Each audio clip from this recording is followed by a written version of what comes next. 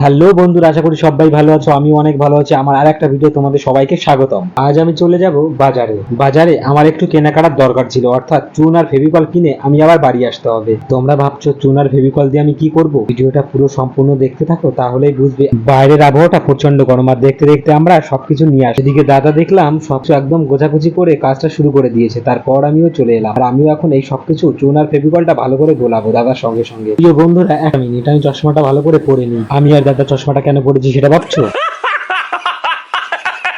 তোমরাও কি সেটা ভাবছো যে আমরা সানগ্লাস?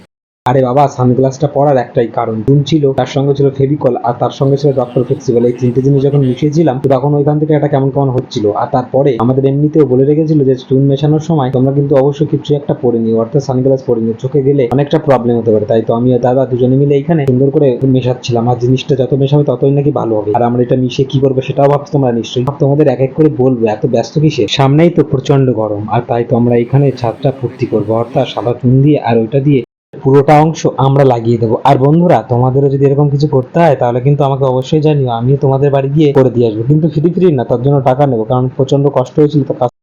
চলো বন্ধুরা, তাহলে আমরা এখন আমাদের অলরেডি গোলানোটা কমপ্লিট হয়ে গেছে, এখন আমরা যাব আর তারপর এইটা দিয়ে ছাদটা পুরোটা পেন্ট করতে হবে।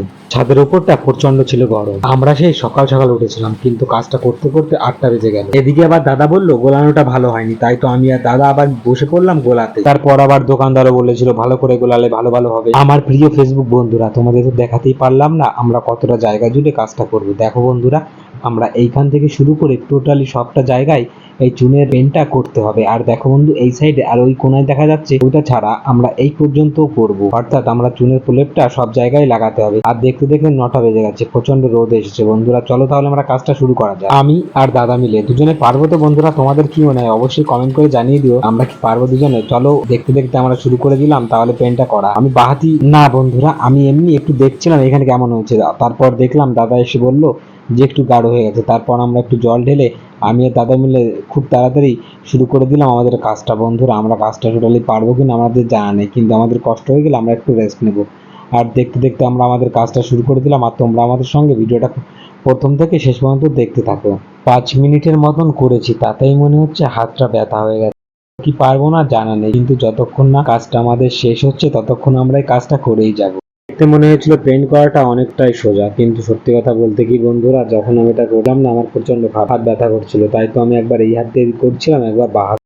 করতে করতে আমরা অনেকটাই করে ফেলেছিলাম। প্রথমে তো আমরা এই সাইডে করেছিলাম, আর ছাদটা এইভাবে যদি করতে থাকি তাহলে ছাদটা অনেক ভালো থাকবে। আর বন্ধুরা দেখো কত সুন্দরী না দেখাচ্ছে এইখানটায়। একটা কথা বন্ধুরা, তোমরা তো জানো যদি সাদা রঙের উপরে রোদ্দুর পড়ে রোদ্দুরটা ডিফ্লেক্ট করে, এটা তোমাদের সবারই জানা আছে। তার মানে এইখানে ছাদটাও ঠান্ডা থাকবে আর আমরাও অনেক ভালো থাকবো। বন্ধুরা কেমন হয়েছে তোমরা দেখেই বুঝতে পারছো, অর্ধেকটা আমরা এখানে কমপ্লিট করে ফেলেছি, আর ওই সাইডটা এখন বাকি হতো। তাই তো আমরা ওই সাইডটাও করবো। আর দিকে দেখো আমাদের চুনটা ফুরিয়ে গেছে, তাই তো আমরা এখান থেকে চুনটা নিয়ে আবার ওই সাইডে চলে গেলাম। বন্ধুরা এর মধ্যে আমাদের অনেকটাই করা হয়েছিল, এতটা পরিমাণ লেগেছিল, তার জন্য আমরা মাঝে মধ্যে একটু ব্রেক নিই।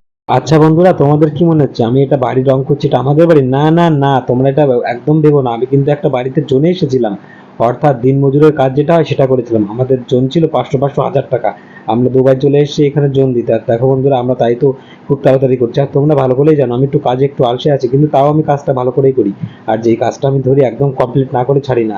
আর দেখো বন্ধুরা, আমরা কতটা দূর এগিয়ে নিয়ে গেছি কাজটা। আমার প্রিয় বন্ধুরা, তোমাদের বাড়িতেও যদি এরকম ফুর্তি করতে হয় তাহলে আমার এই নিচে একটা কমেন্ট করে জানিয়ে দিও, আর তোমাদের বাড়ি আমি পৌঁছে যাবো। আমার না প্রচন্ড কষ্ট হয়ে গেছিল, তাই তো একটা ফুচকু একটা ছেলে আমাকে এখানে একটু চা দিয়ে গেল, আর আমি এখানে আরাম করে বসে বসে চাটা খাচ্ছিলাম। আর বন্ধুরা তোমাদের কিন্তু অবশ্যই একটা কথা বলে রাখি, আর আমি দেখো এই কাজটা কত সুন্দর করে করে ফেলেছি। যদিও কাজে একটু অলস, কিন্তু কাজ যখন একবার ধরেছি না কাজটা কমপ্লিট করেই ছাড়ি। কি শান্তি, মানে কি বলবো, এত কষ্টের পরে একটু চায় চুমুক দিয়ে এত সুন্দর লাগলো। আর বন্ধুরা ফাইনালি আমরা কাজটা পুরো সম্পূর্ণ কমপ্লিট করে ফেলছি। আর দেখো বন্ধুরা কেমন সুন্দর হয়েছে, আর এদিকে দেখতে পাচ্ছি পুরো টেনে গেছে। আর দেখো বন্ধুরা কালারটা কত সুন্দর এসেছে, পুরো সাদা। আর বন্ধুরা আমার কাজটা কেমন লেগেছে তোমরা কিন্তু অবশ্যই কমেন্ট করে জানিয়ে দিও। আর তোমরা যারা যারা আমার ভিডিওটা প্রথম থেকে শেষ পর্যন্ত দেখেছো তাদের অনেক ধন্যবাদ, তোমরা এইভাবে আমার পাশে থেকো। কি বন্ধুরা কেমন লাগলো আমার হাতের কাজটা একবার একটু বলুন। কি ব্যাপার, আমার পায়ের দিকে কি দেখছো? এইটুকু না তো ভরতেই হয়, কারণ কাজ করেছি ভরবেই তো। চলো বন্ধুরা, অনেক ধন্যবাদ তোমাদের সবাইকে আমার এই ভিডিওটা প্রথম থেকে পুরো দেখার জন্য। টাটা বাই বাই, ভিডিওটা এখানেই শেষ করছি। ভালো থাকবেন, সুস্থ থাকবেন, বাই।